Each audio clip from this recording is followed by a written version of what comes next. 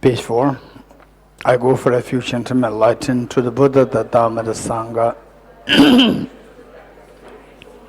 May I become a Buddha to benefit all sentient beings. I go for refuge and am enlightened to the Buddha, the Dhamma, the Sangha. By my accumulation of practice of giving and so forth, may I become a Buddha to benefit all sentient beings. I go for refuge and am enlightened to the Buddha, the Dhamma, the Sangha. By my accumulations or practice of giving and so forth, may I become a Buddha to benefit all sentient beings.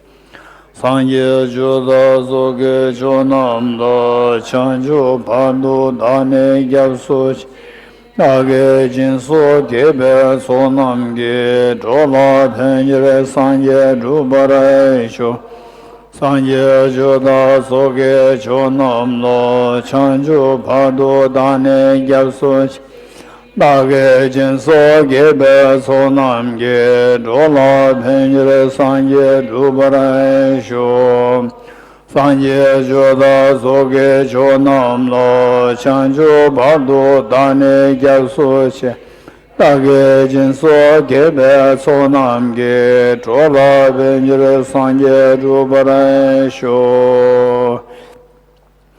Om Ye Dharma Hetu Prabhava Hetum Tesham Dathagato Hevatat Tesham Chayo Nirota Evam Vate Mahashramanaya Swaha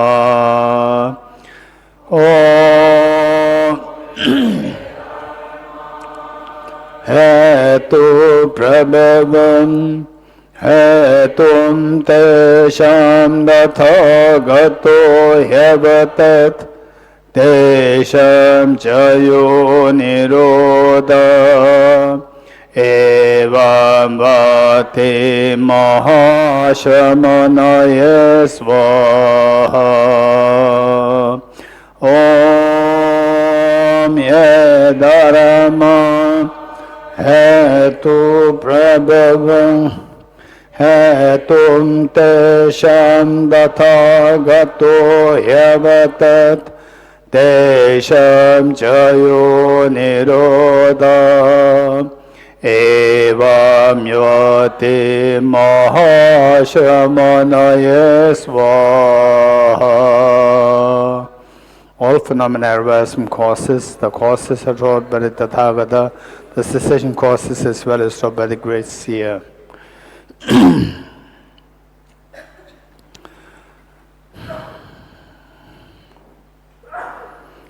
Okay, I'd like to ask some questions and you give an answer. What is this? Hey, what is this? What is this? What is this? What is this? How many things I picked up? 4 or 5? Huh? 1, 2, 3, and 4. Okay, one more. What is this? Piece of paper. 5. What is this? What is this? How many things I asked?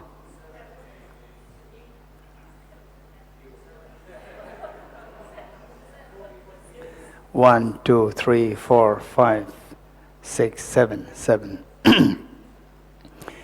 Did you notice one thing?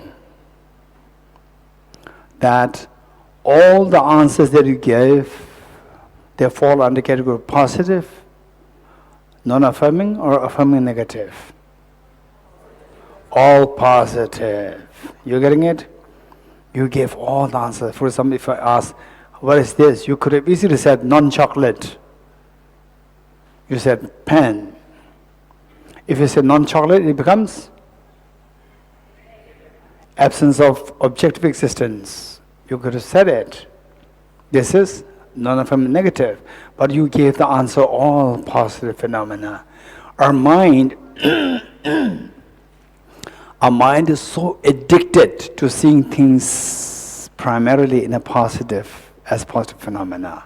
While the same object, while the reality is that same object has innumerable positive things in negative phenomena, with negative, affirming negative, non-affirming. There are so many of these things within the same object, but you picked up only the positive things. You agree? This is how our mind is addicted to seeing things as positive.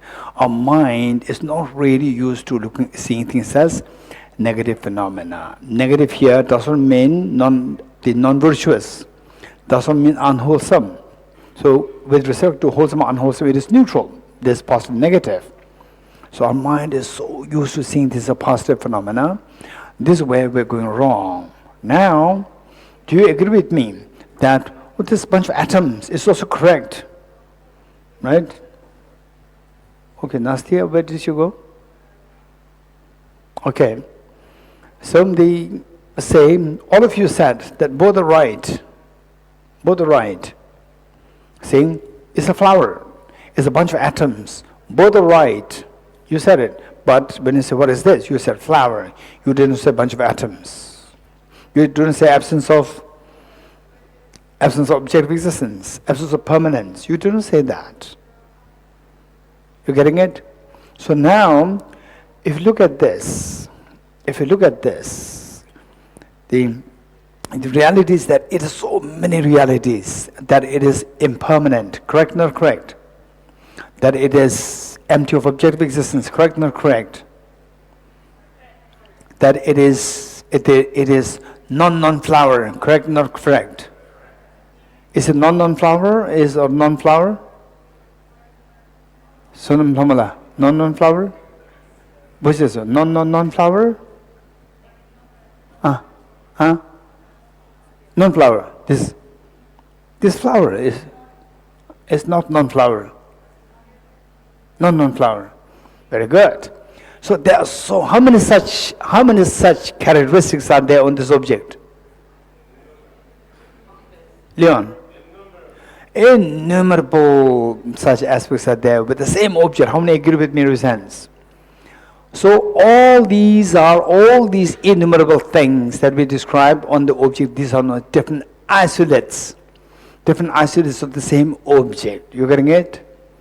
Entity was same, entity was one object, but isolate has innumerable isolates are there. From there, we learn how to pick up only one isolate of the emptiness of objective existence of the flower when you're meditating on emptiness. Of these innumerable isolates, we need to learn to pick up that isolate. But when I say, what is this? You said flower. You didn't say empty of objective existence. You're getting it? Flower is one aspect. It's not the full story. But you pick up only that aspect, not the others. So when we meditate on emptiness, with the same entity, there are innumerable isolates. We said the parts and the whole, what's the relationship? Hey, yesterday we said something. The relationship in the past and the whole is always? Joshua? Entity was one, isolate was one, isolate was different. How many you heard it? How many heard it? Kim, you heard it yesterday? You heard that? Yes. What did you hear? The relationship between the past and the whole is always? Entity was one, isolated was different. Momo, you heard that? Yes. So, the thing is that the flower and the emptiness of the object, emptiness of flower. Flower and the emptiness of flower are these two, the relationship is past and whole. The flower is the whole, and the emptiness of the flower is one of the attributes. There are many attributes. You agree? So therefore these two are entities as one but different isolates. If you don't study the entities isolated, what's the problem? I'll tell you. If you don't study the entities isolated, what's the problem when you meditate on emptiness? What's the problem? The problem is say that you're meditating on emptiness of flower. How do we start to meditate on emptiness of flower? How do we start? You subject the flower to ultimate analysis. Subjecting flower to ultimate analysis, you see is pool of atoms. You're getting it? And what happens to the flower? In the eyes of the ultimate analysis, flower is no more there.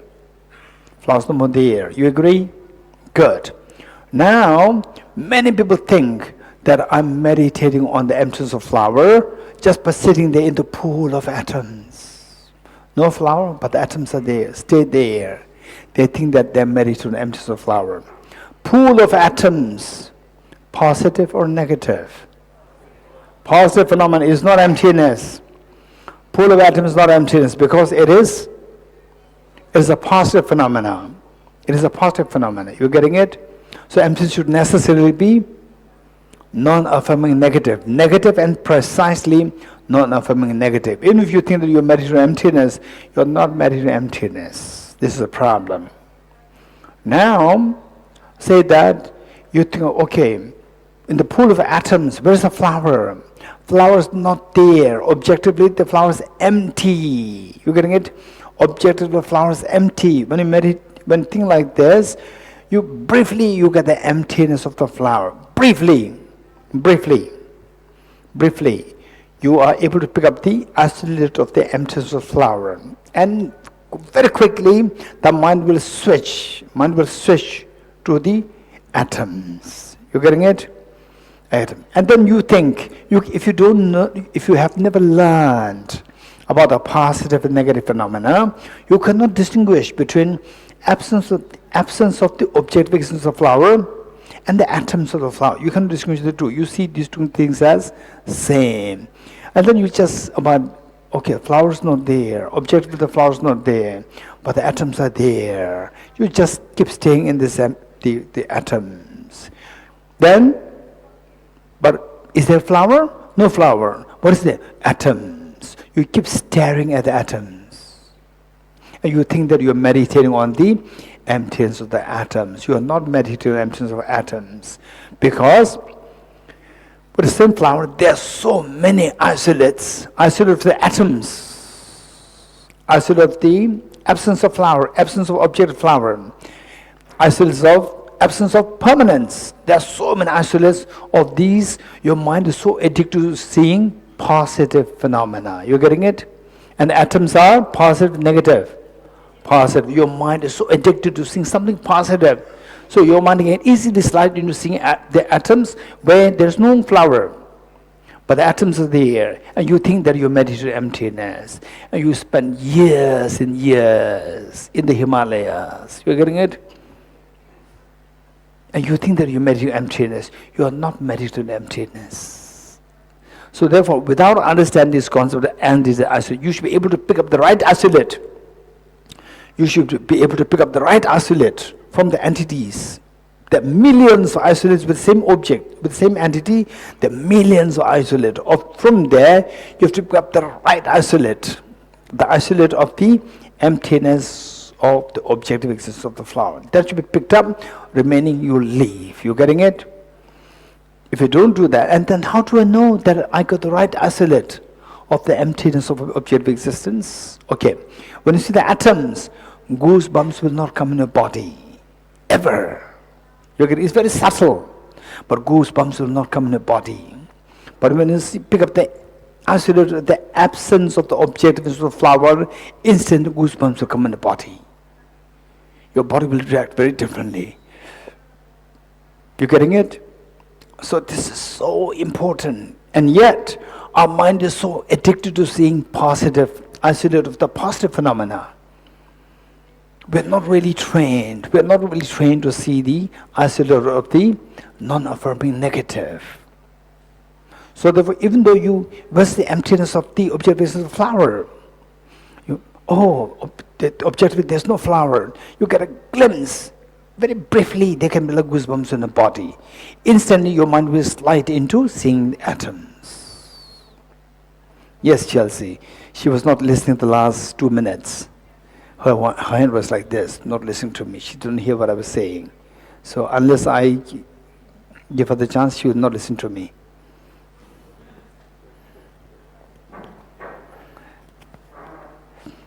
Thank you, Geshe. So in the morning, when I'm doing the emptiness of the self, so I go through the 5 elements, and then the mind and the 5 elements, 6 elements. 6 elements, Okay. including the mind and the consciousness. So when I arrive to the mind and observe it, then it immediately gets quiet. So the silence, is that an isolate of the mind? So what happens when... Isolate of the mind, or the isolate of the absence of mind, or the isolate of the emptiness of the mind, or what? Isolate of the mind. Isolate of the mind. So you picked up the isolate of the mind. I think so. There is not emptiness. Exactly. Yeah, I agree. So then what should I be looking at? 2 minutes, when you're raising hands, I was saying all these answers. You will not listen to me. So I should be looking at the... I don't know, it's strange. So Chelsea, Uh-huh. say, I'm married and emptiness with Chelsea, right? You are saying this, Chelsea. So you go into the isolates, say the first parts, from the parts, and you see, okay, 6 elements are element of earth, water, fire, air, space, and consciousness, right? So consciousness, or the consciousness, when you say the consciousness of the mind, you feel the what? Silence, quiet. Silence. So, that mind is positive and negative phenomena. The mind is a positive phenomenon. Positive phenomena, it's not emptiness. No. Right? So, what should we do to get emptiness? Negate the positive phenomena. Pick up the isolate. So the Chelsea has innumerable isolates. Chelsea made of 6 elements is also one isolate. Chelsea being impermanent is another isolate. Chelsea being a girl is another isolate. Chelsea being empty of objective reality is also another isolate. There are so many isolates. Chelsea being made of innumerable atoms is also another isolate. The innumerable isolates are there. From there, you should be able to pick up the right isolate.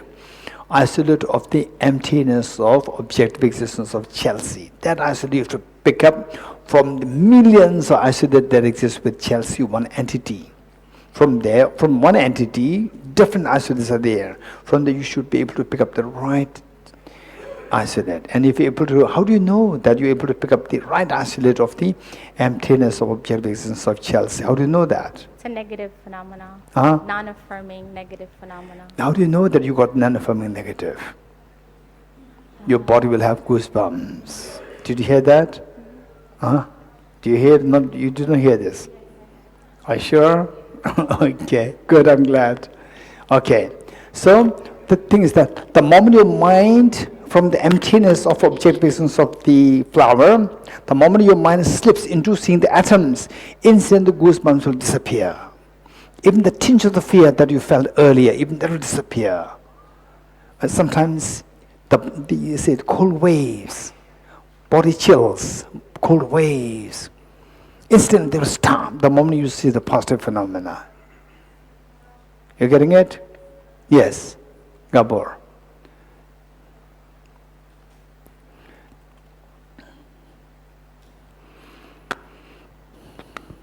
Thank you, Geshe. My question is that how to stop the mind in subtly seeking... Into the... No, is subtly seeking out the goosebumps, so like okay. Going after the goosebumps. Okay.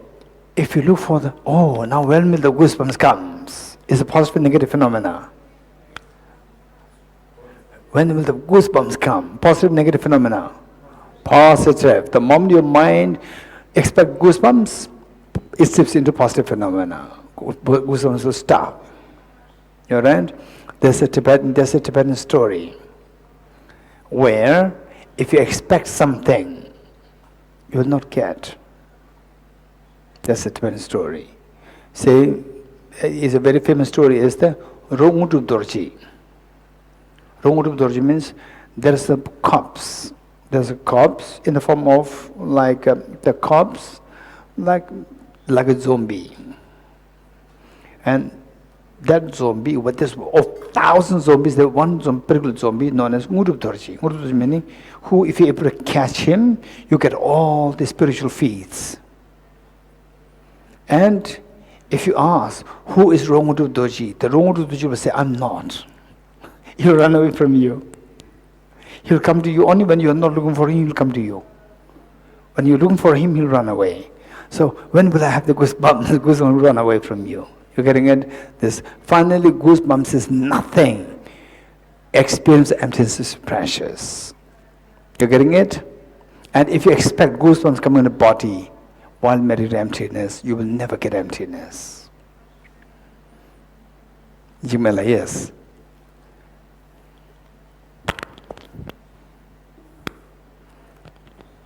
I have one question. It's regarding to the item, the parts.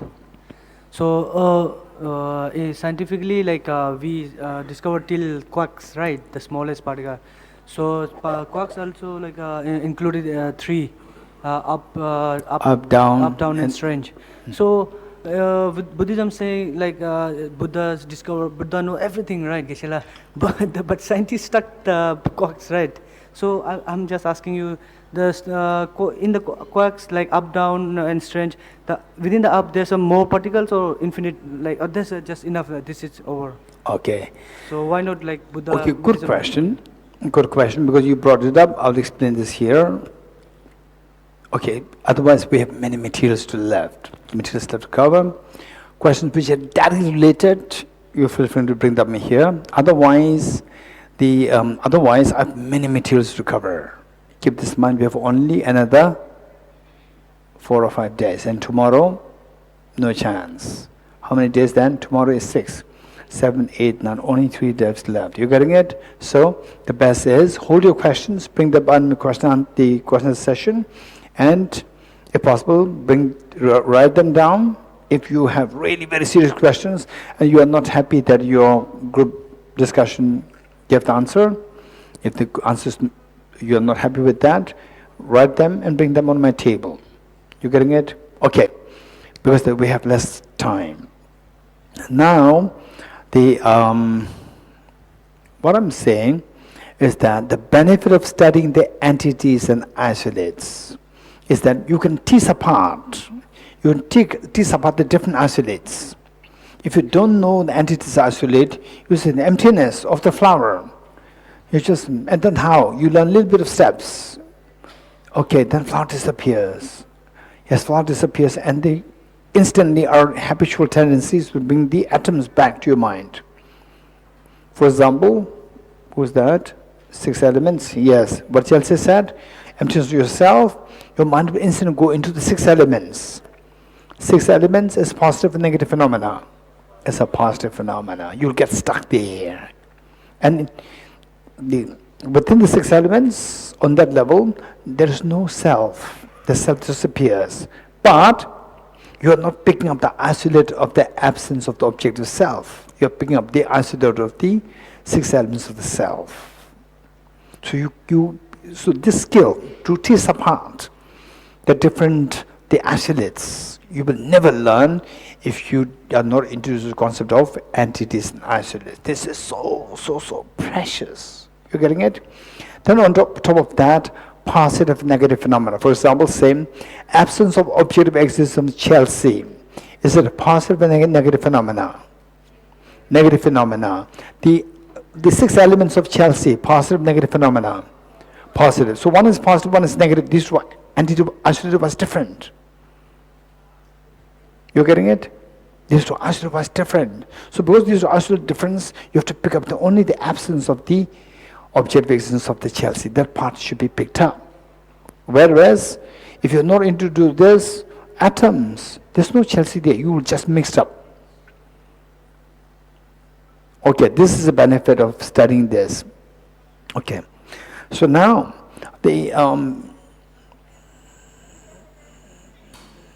yes. Pichla, just that 6 elements of Chelsea, the collection of 6 elements of Chelsea is also an isolate of Chelsea? Not isolate Chelsea, one of the isolates of Chelsea. One of the isolates. And part of Chelsea? Sorry? Part. It's also the part of Chelsea, yes.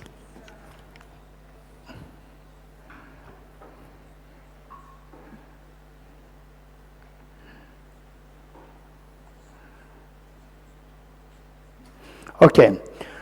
So with this, okay, there's one question which says, Geshe, please explain how Buddha explained at the third turning of the wheel of Dharma, how there is no contradiction between the first and second. Okay, this is the what I should be doing now. Okay, now it becomes easy. Okay, I'll quickly explain this. The third turning wheel of Dharma. The third turning wheel of Dharma, how the Buddha interpreted the seemingly contradiction which Bodhisattva Pramad Samadgata. Bodhisattva Pramad Samadgata, how he brought up this seemingly contradiction in the between the first turn of Dharma and second turn of Dharma. Now let me bring this once more, particularly for those who are beginners meaning who are here, who are listening these concepts for the first time. At first in Varanasi, the Buddha taught the Four Noble Truths. And the Four Noble Truths to be truly existent. Because the audiences, Vaibhashika and South Trendika, who believe in a true existence. Then second turn Buddha of Dharma in Rajgir here, watch us speak. The Buddha taught nothing exists truly.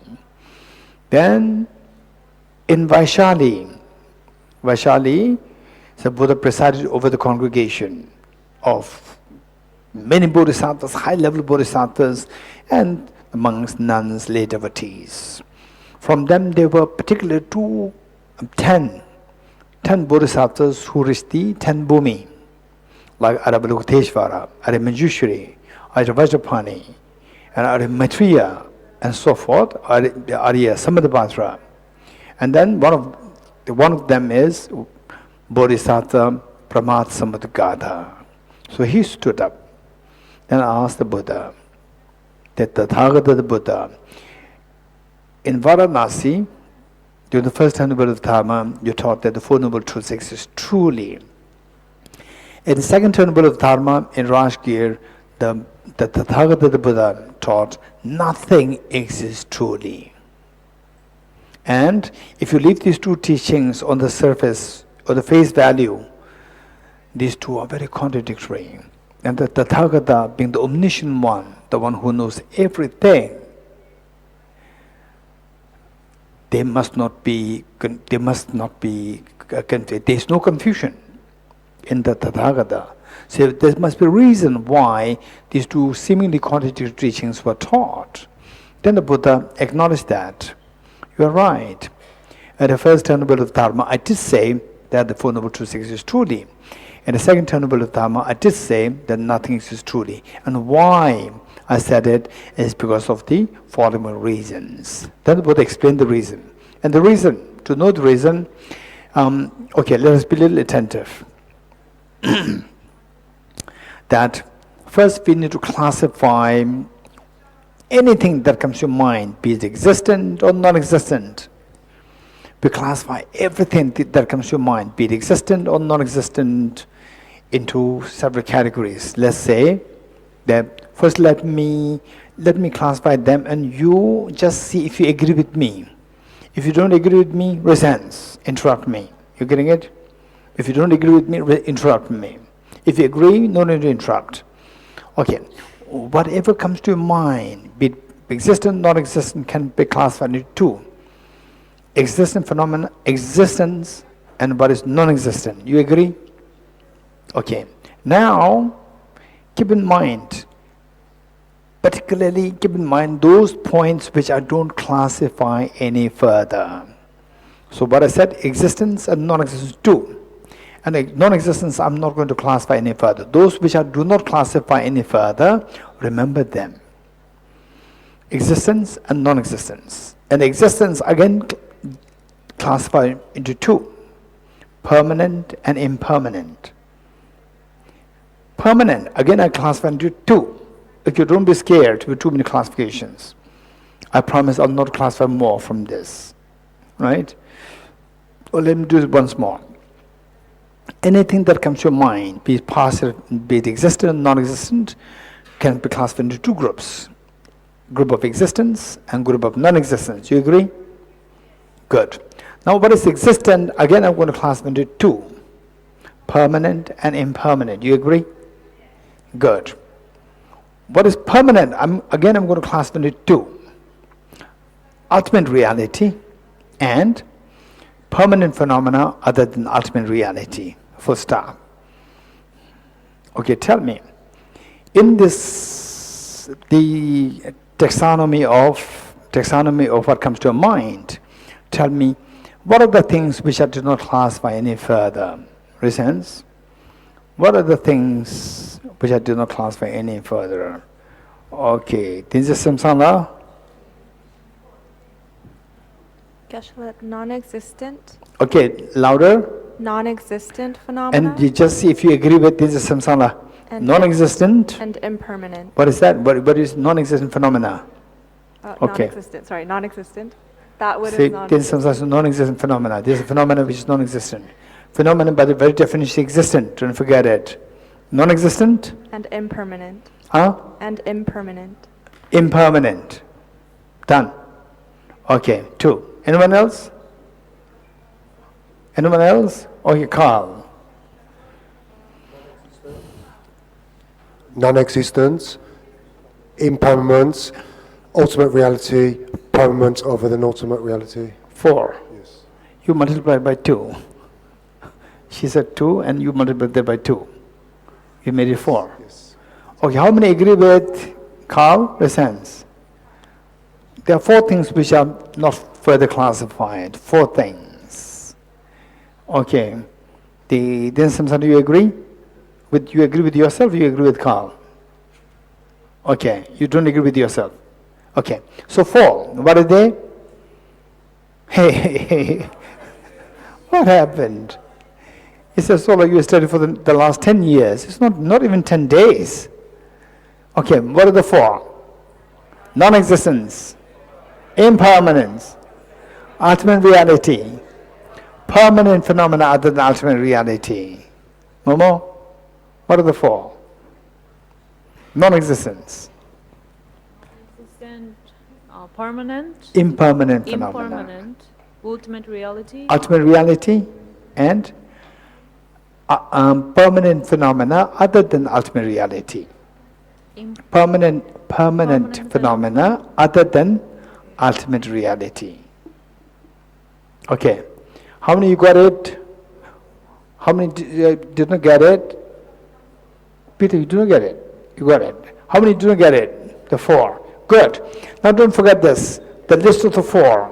We have non-existence, impermanence, ultimate reality, permanent phenomena other than ultimate reality. 4. So don't forget this. A set of 4. Now on the other hand, there's a set of 3. The 3, this is what you find in very standard Buddha's teachings. In the 3rd turning of Dharma, Buddha taught this set of 3. Set of 3, they are referred to as the 3 natures. They are referred to as the 3 natures. The 3 natures are imputed nature, number 1.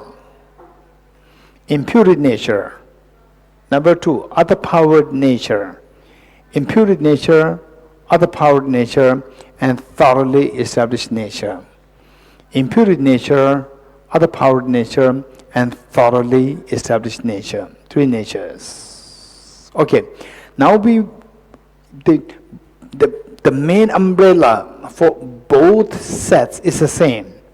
That is, whatever comes to your mind can be classified into 4 or classified into 3. Which means that these 4 should go into the 3. We should match the 2. We should match the 2 sets. Okay, now let us try to match. Before we try to match, we have to know the set of 3. Imputed, what is imputed nature? What is impermanent nature? What is that? What imputed nature, other powered nature, and thoroughly established nature. Okay, first let me explain other powered nature. Other powered nature means a phenomena which exists by the power of other causes. Let me repeat it. Other powered nature means, in Tibetan, Shenwang. Other powered nature is a phenomena which exist by the power of other causes and conditions. This is meaning of other power nature. And there was a third nature, thoroughly established nature. Thoroughly established nature means the ultimate reality. Ultimate reality is the one which is thoroughly established, also well established, very reliable, stable. So, thoroughly established nature and ultimate reality, these two mean the same. And other power nature and impermanent phenomena, these two are same. These two are synonymous. Because other power nature meaning things which exist by dependence or by the power of other causes conditions. And impermanent phenomena, these two are synonymous. Okay, now let us try to match. And impure phenomena. Impure phenomena, I won't say impure phenomena, impure nature. Impure nature impure nature is something that your mind imputes. That mind imputes. Right? Even though, for example, say, if I said, oh, I have a beautiful chocolate in my hand.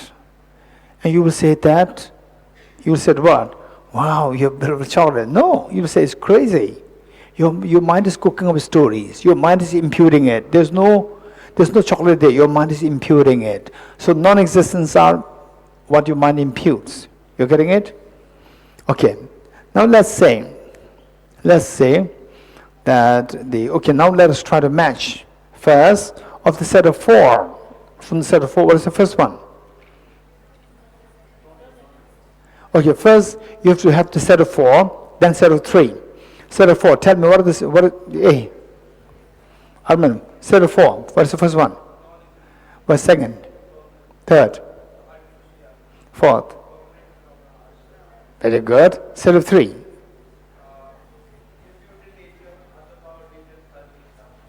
Very good. Okay. Okay, Rishi. Set of four. Hey, set of four. Set of four, not set of three. Non-existent. Yes. Impermanent. Ultimate reality and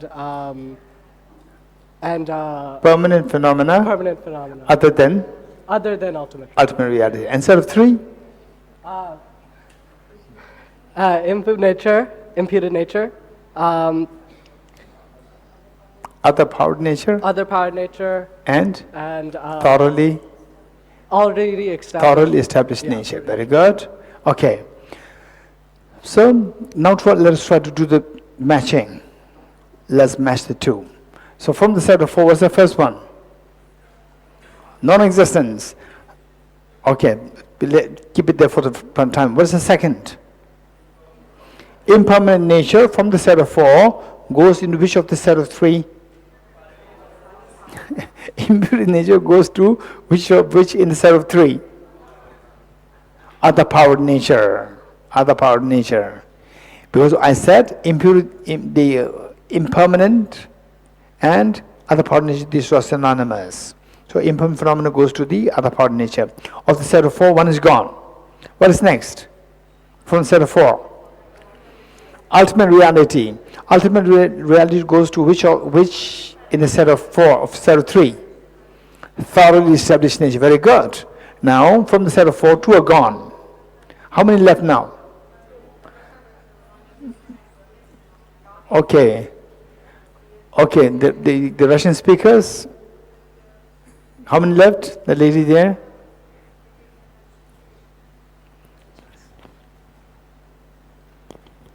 Несуществующее и воображаемое.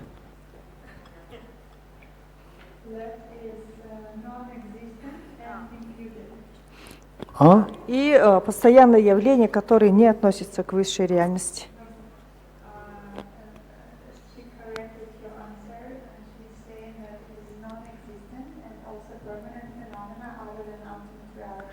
Okay, how many agree with your name?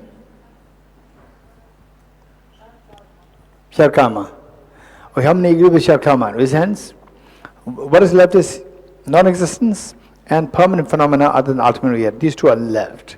So these two, there's no choice. They have to go to the impure nature in the set of three. So why these two go into the set of the impure nature? Because number one, do you agree with me? The non-existence, your mind can imagine anything. Your mind can impute. You agree? So therefore it falls in impurity. That's easy. And then is there anybody who likes to tell me how what is left? Permanent phenomena other than ultimate reality, how does it fall under the category of the impure nature? Can anybody explain this? Okay. Let's say the permanent phenomena. What examples do you have? Permanent phenomena other than ultimate reality. What examples do you have? Absence of flower. Okay. How is it that absence of flower falls under the category of the impure nature? Anyone?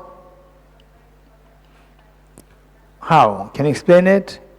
Ilengo, you like to explain? Ilengo.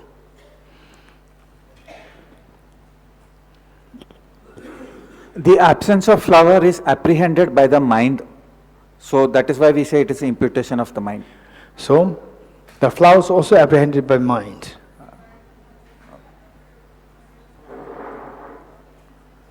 Flowers impermanent. Impermanent flowers also apprehended by mind or not? No, but flower is being apprehended by my sense consciousness, and the absence is apprehended by my mental consciousness. So flowers also apprehended by the mental consciousness, by both. But the absence is apprehended only by the mental consciousness. Okay. So Not moving, the sensory changing. Yeah. Changing, first change fails, second change. Okay, only by the mental consciousness. Yeah. Are you sure? Yeah. So that should become. So that's why it is imputed. What makes you think that the absence of flower is apprehended only by the mental consciousness? What makes you think that? Anyone? How is it that the absence of flower is apprehended by only the mental consciousness? Only by mental consciousness. Okay, Tenzi Ishila. Geshe, I think because there is no substance. Okay. So there's no substance there. So the sense consciousness cannot really perceive it or apprehend it. It should necessarily be done by the mental consciousness. So there's basically, because there's no substance there, when it exists by the power of the mental imputation. Very good. Very good. Thank you, Elengo. Tinzi Shirabla, thank you. Okay, good. Yes, Peter.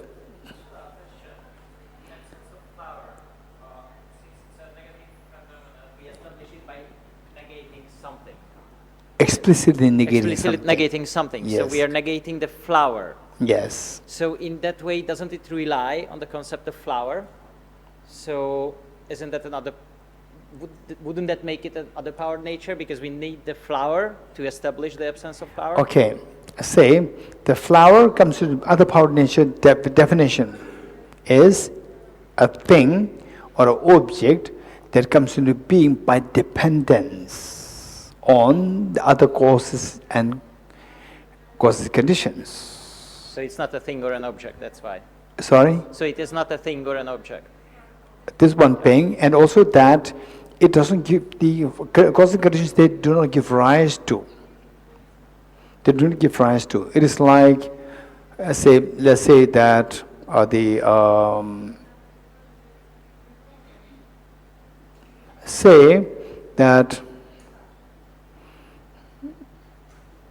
okay, let's say that this book is small.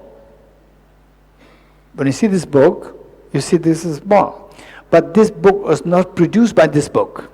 This small book is not produced by this book. It's just relativity. The relativity is there, not that this book is produced by this book as a cause, because these two coexist. Therefore, they are not cause and effect. Yeah. Thank you, Geshe. Welcome. Okay, good. Igor, you have a question?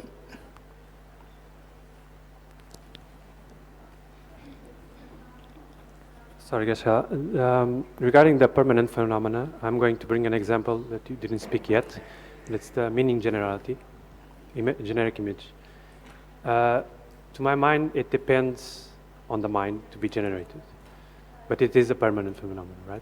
Yes. So can we say that the reason of the meaning generality is an impermanent phenomenon? Arising? The rising. Not. Not. But it is dependent on the mind. It is dependent on the mind, not for the mind as a cause. For example, like these two books. That this book is a smaller book.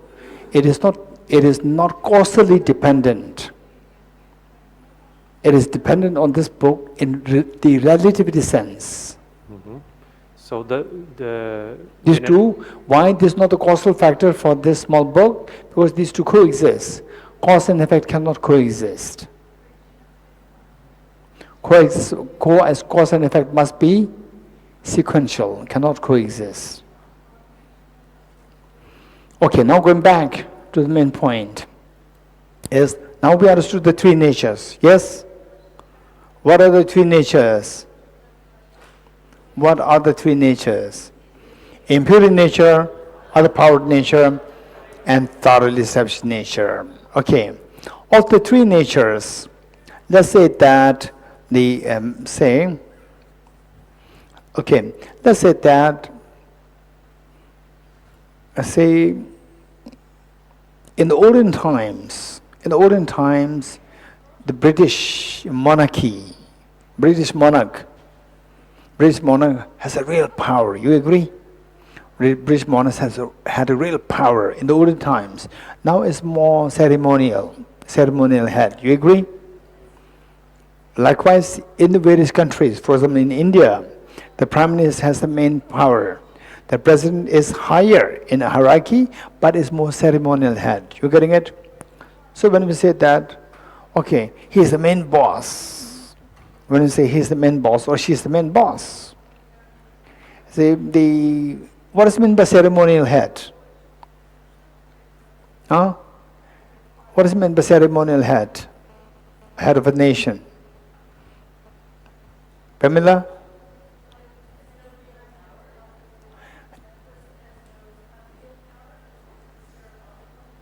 So the person doesn't have any power, but it's just ceremonially, just conventionally regarded as the head. That's it.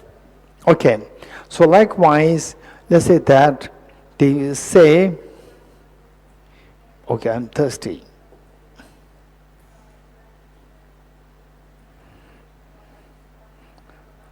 And you tell me, we're also thirsty.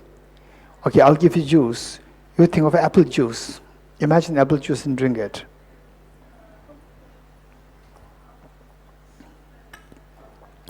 What you will say? There's a difference between the juice that I'm drinking and that I give you to drink. What's the difference? The one that I drink has a substance. The one that you are given has no substance. Has no substance, just mental imputation. Right? What is substance is real. What is no substance is not real, resents. Or generally in the loose sense. Now, of the three things, what exists as true or real? Right? What exists true or real? What is imputation? What a mind imputes, it exists real or not real? Okay, comparing the substance and without substance, like what your mind imputes, of the two, which is more real? Huh? Resents. Which is more real? Gabor. The one with substance, how many agree with Gabor, resents? Oh, I thought that it's time for lunch. Because everybody, I see the eyes are drooping down. Right, I checked, still we have 8 minutes. Right? Except for Ilengo. All others, the eyes are drooping. Okay, so what do I say? The one with substance and one which comes from the mind. Which would you classify as more real? one with substance. You're getting it? So therefore, of the three natures, impurity of the three natures, what is that? Other powered nature is substance. Do you agree? It is substance, therefore it is truly real, is truly existent.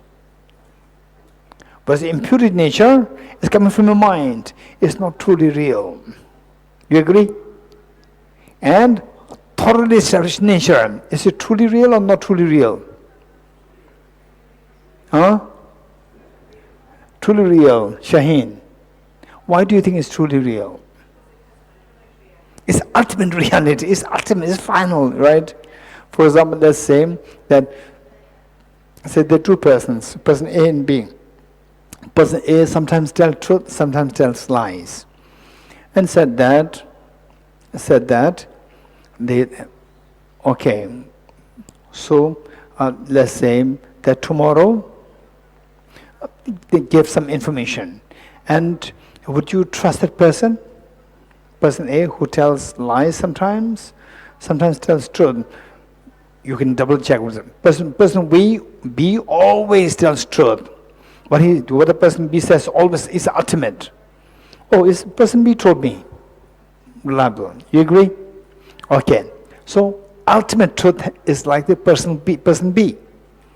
Ultimate truth which cannot be changed. Ultimate. So that has a connotation of true or no true. True existence. So of the three natures, the first one, impurity nature, true, not true? Non-true. Other part nature, true, non-true? True, raise hands. Why true? Because it is a substance. Imaginary juice, there's no substance. Real juice has a substance. Thoroughly established nature, true, non-true? True, because it is ultimate. Okay, now you already got the answer. Now the Buddha Shakyamuni in Vaishali, when Bodhisattva Pramad Samadhikata requested, Buddha, please explain to us why in the first turn of the Dharma, Buddha taught the Four Noble Truths truly exist truly, and in second turn of Dharma, Buddha taught that nothing exists truly. What must be the reason? These two, on the face value, these two seem to be contradictory. What could be the reason? Then the Buddha explained that, yes, you are right. Now listen.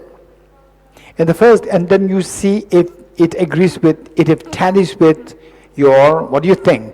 In the first turning, when I said that Four Noble Truths exist truly, I meant the other powered nature and thoroughly established nature to be truly existent. Happy? Happy or not happy? Let me repeat it. When I was in the first teaching, when I said the Four Noble Truths exist truly, I meant in my mind, I meant other powered nature to be truly existent and thoroughly established nature to be truly existent. These two natures to be truly existent. In the second turn of will of Dharma, when I said nothing exists truly, I meant the impure nature. Does it make sense? Okay, how many are happy to sense? If you're happy, you have fallen to Chitamatra. You're getting it? Not Madhyamaka. Okay. You're happy with the explanation. The philosophy-wise, you are happy with Madhyamaka philosophy. Okay, so this is how the Buddha interpreted this. So this teaching that other powered nature and the thoroughly established nature to be existing truly, and the impure nature to be not existing truly, that becomes the foundation of Chittamatra philosophy. You're getting it? Okay. Okay, good. Now, that is done. Now there's another question coming up. The question says, if everything is projection of my own mind, like in a dream, then why should one interact with the world? Okay, how many of you have the same question? Raise your hands.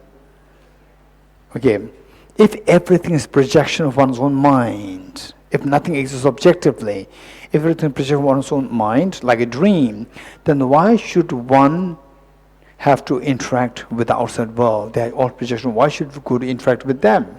So how many of you agree with this question? This question is good, resents? This question is good, resents? And if somebody asks this question to me, right, I would not have the answer, resents? Right, I want to listen to this answer, resents? Okay, there are many of you. Good. So for this, what we need to keep in mind is that the saying, what's the first question before we plunge into emptiness? What's the first question? Take two questions before we plunge into emptiness. What's the first question? Do things exist? What's the answer? Okay. If you do bad things, if you don't interact nicely with other people, if you don't practice compassion, you will not, your mind will not expand. Is it a reality or not? Does it hold true or not? So therefore you have to interact. You want your mind to expand, your happiness to expand or not? You want your happiness to expand. If you want your happiness to expand, you have to embrace others. This is reality. So therefore you have to do that. According to the first answer to the first question, that everything exists. That if you say somebody is dying, somebody is hungry, somebody is sad, oh no, you are my projection, you're my mental projection, right? I don't care, it's my projection. Then your compassion doesn't grow. This is also reality, yes? So if you say, no, I don't care, right? I don't care. If this is our attitude, then it contradicts the answer to the first question. What's the first question? Do things exist? Answer, you said yes. Then, with this, that the cause and effect. In other words, when you say do things exist, when you say yes, you are accepting dependent origination. By dependence on not helping others, your mind does not expand. Your mind does not expand, you don't get the infinite happiness. While you want infinite happiness, but you're not understanding the dependent origination well, so therefore you think that everything is projection of my mind. So why should I interact with other people? Why should I care for others? Then your mind will not expand. So, in other words, you have to first fulfill the answer to the first question.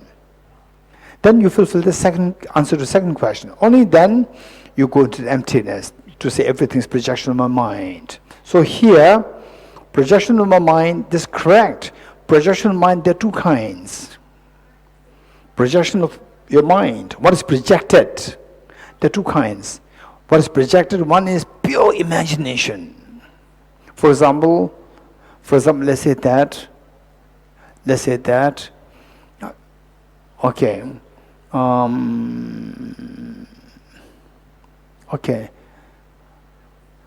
there are so many, okay, there are so many chocolates, on the table, even the table is also made of chocolate. Am I imputing or not? Your table is chocolate, made of chocolate, it's amazing. Red chocolates, right? Your table is chocolate. Oh, Igor, you have a brown chocolate. Your table is brown chocolate. There's pure imagination, hallucination. You're getting it? It's an imputation, but it's pure imagination. Another one is that they'll say, listen, this, it's just full of atoms. You agree? It's just full of atoms. Objective, there's no flower. But where's the flower? Your mind imputes. Your mind imputes. And then you say, this flower, everybody will agree. Yeah, yes, this is a flower. So there, and then you can use this to offer to the Buddhas, Bodhisattvas, and so forth. So there's one imputation where it is not pure imagination. One imputation is purely imagination. That is nihilism. One imputation, it goes compatibly with the cause and effect relationship. That is the functionality of the world. You getting it? So when you say that everything is imputation, you must have to understand in the second way, where imputation and the dependent origination do not contradict. Whereas the imputation, which is purely imagination, it contradicts with the dependent origination. So if you're able to see dependent origination, emptiness as harmonious, as compatible to each other, then all these problems will be resolved. That I do have to interact with other people, but because interacting with other people, helping other dependence on helping others, I get the benefit. My compassion grows. My compassion grows, my happiness grows. Dependent origination. Because it is dependent, it is empty of independence. It's empty of independence. So, emptiness and dependent origination, it'll take time to reach that level. It'll take time. In fact, last time I did mention this in the class, that one of my friends who studied, he is very serious, and he was very serious, meaning he passed away. He was very serious and amazing. He actually learned about emptiness, that all these, the very standard, the technical texts, he always studied them. And before he passed away, our last meeting was on this discussion on how can we see the harmony of emptiness and dependent origination. How do we see the harmony between these two? That emptiness and dependent origination do not contradict. Emptiness should not be understood as nihilism. How? This was his question. I wish he's still with us so that we can have, for sure he'll be here in this retreat if he is not passed away. Okay, so this is it. Good. Yes, gold medalist has always exception. Yes. Lotus Day.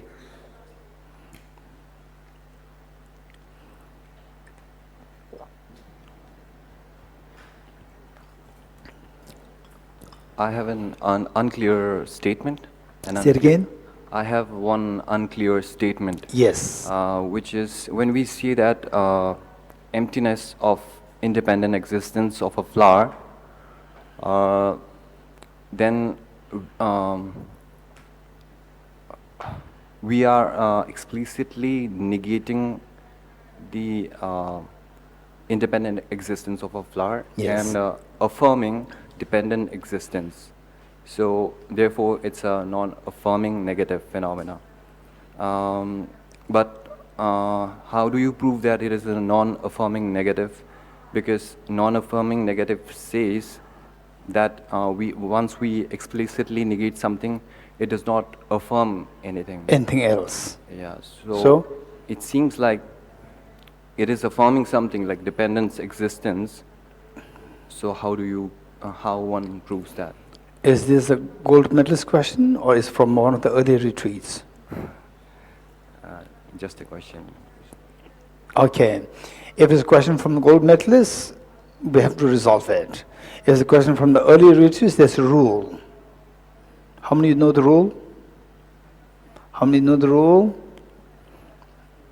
Okay, Yulia, tell me, what's the rule? Okay, let us all listen. Yulia, tell us, what's the rule? Mike.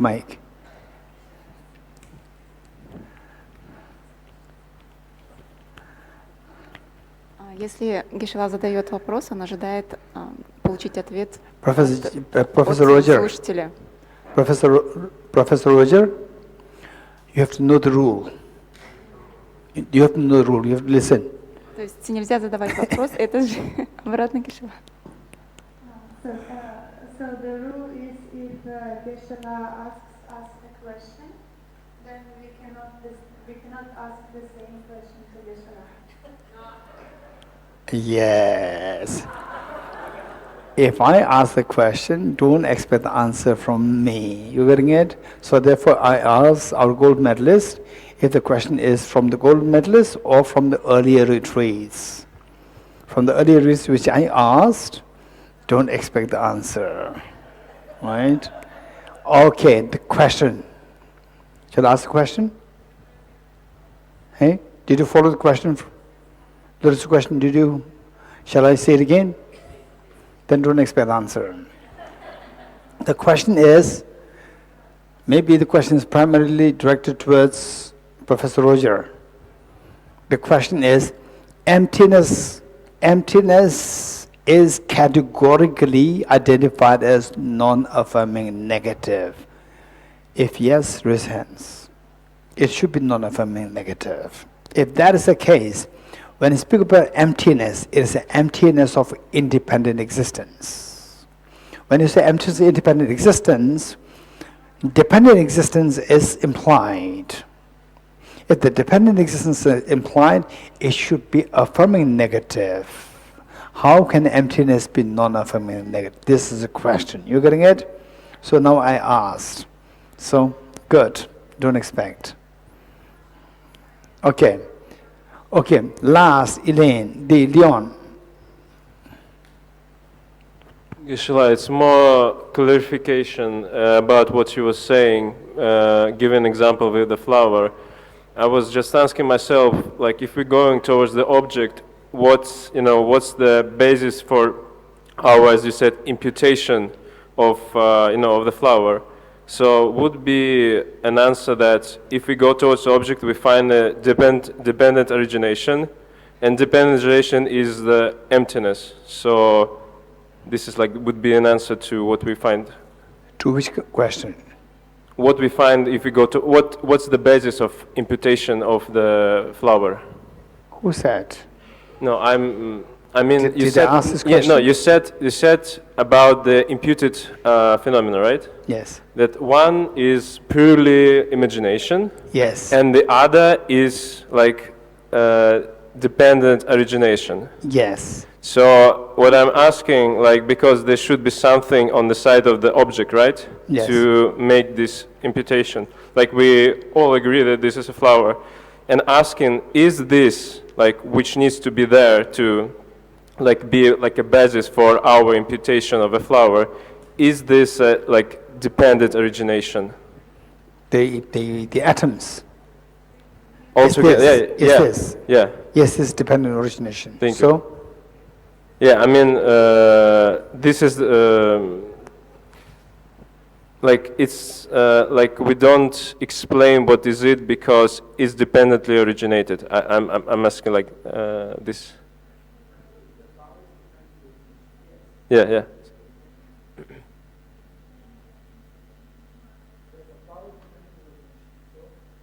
So this is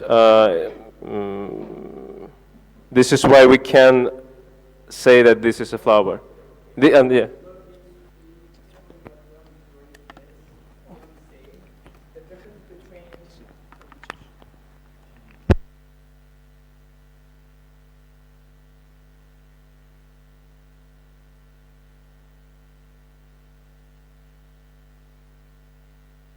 Hello.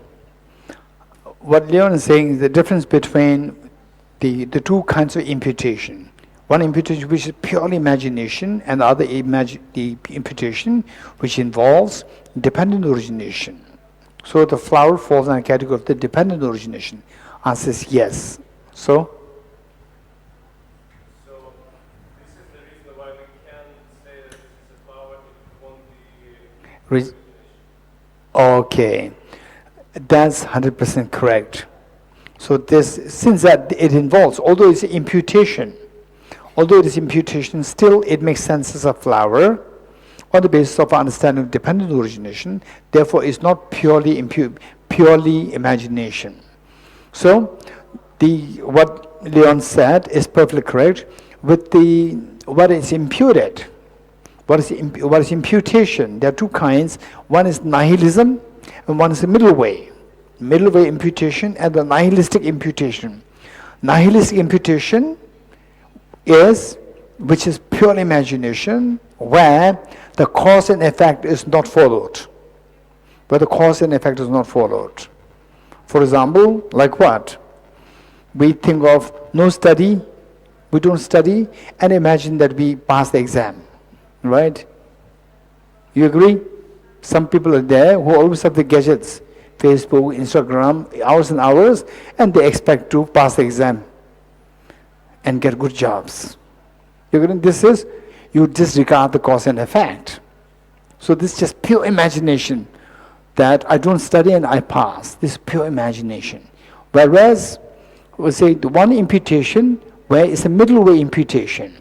Imputation which falls under the category of the middle way, where it is free from nihilism, it is free from absolutism, but through dependent origination. So dependent origination equals, hey, what happened? Emptiness equals dependent origination. Dependent origination equals the middle way. So if you understand the imputation in the form of middle way, free from the nihilism and absolutism, that is done only through understanding dependent origination. If you see emptiness in the form of dependent origination, then these questions will not arise. Like, so why do I have to interact with the other beings and so forth? But so on the intellectual level, we can say it nicely. When you actually meditate on this, when you see the emptiness, initial experience of emptiness, you are bound to get these feelings. Yes, what I'm seeing is not reality. You're getting it? What I'm seeing is not reality. Even what we see as a poor person, sick person, so forth, is not real. And so your empathy can go down when you actually meditate on this. So that is, actually we are going through the process, which means that our understanding of emptiness is still not matured. Still mature. But this is how we have to go like this. We have to go through this. So at one point, although intellectual understanding is very good, but experientially when you meditate, you're bound to come up with the same question. In experiential form, this question is bound to come. That there's no point in being compassionate towards other beings, because if a being is just empty object reality, this is what is bound to happen. So we continue to study more, reflect more, meditate more, study more, reflect more, meditate more, and think more in terms of dependent origination. In fact, this is the message given by Manjushri to Lama Tsongkhapa. When Lama Tsongkhapa experienced some emptiness, and Lama Tsongkhapa, at that point, Lama Tsongkhapa did not have the vision of Manjushri. There was another teacher by Lama Umapa, who used to have the direct communication with Manjushri. So Lama Tsongkhapa requested Lama Umapa, please pass this information to Manjushri, whether my experience of emptiness is the real, authentic understanding of emptiness. Then Manjushri responded that your understanding of emptiness is still not complete. You have to think more of the dependent origination. Dependent origin more, so that it will avoid the nihilistic view. Emptiness seen in dependent origination mode, then it will help you stay away from the nihilistic view, being disconnected with the world. Are you good? This is a very good question. Thank you. Yes, Gabor.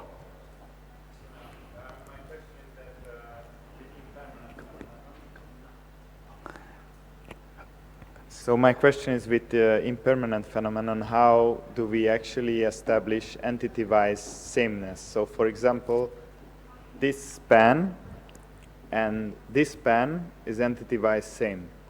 This pen and this pen. Yes. And this pen at 12:46 and 1 second.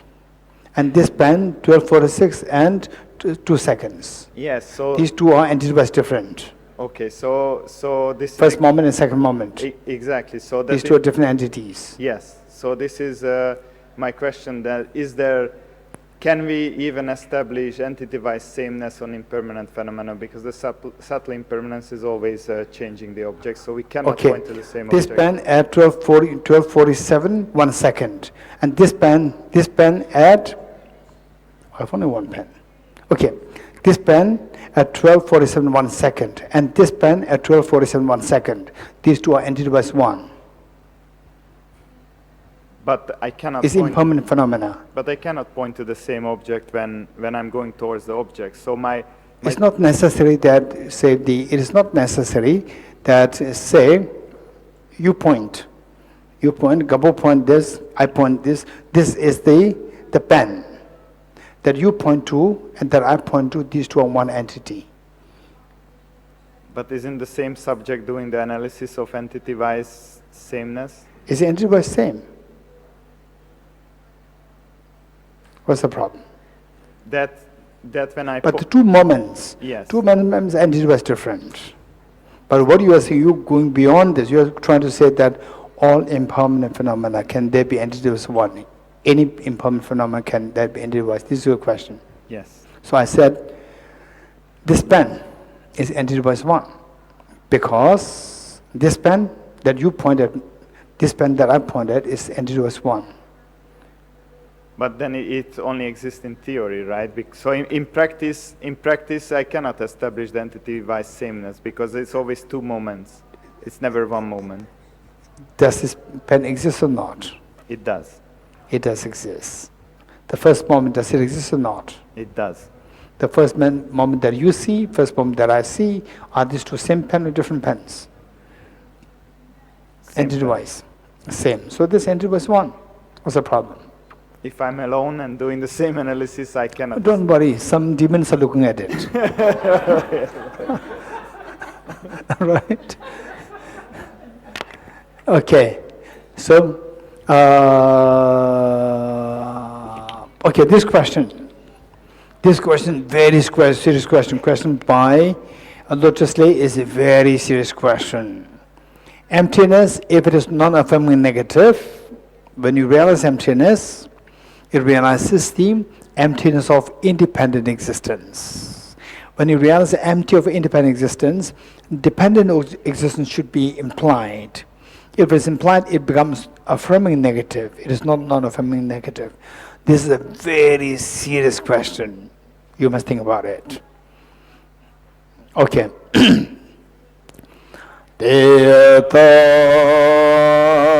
Om Gate Gate Paragate Parasam Gate Bodhisvahatyata Om Gate Gate Paragate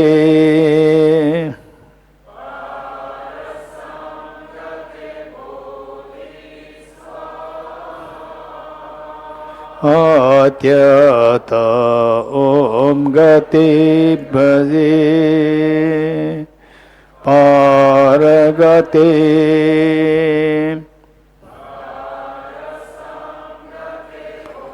Nisvaha.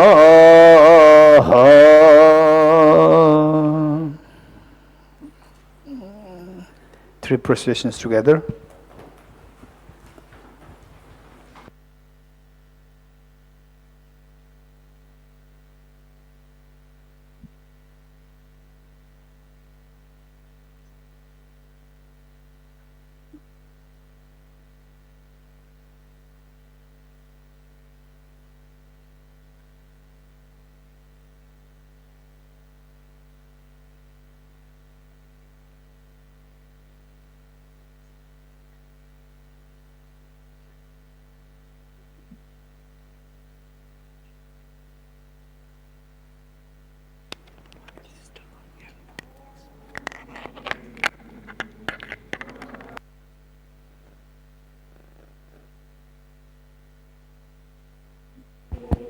Hello, hello, hello. Okay, when you this incense, when you carry the incense, the scarf, this I don't know who created this system. I don't know, right? This scarf is not necessarily like this. Just keep it very simple.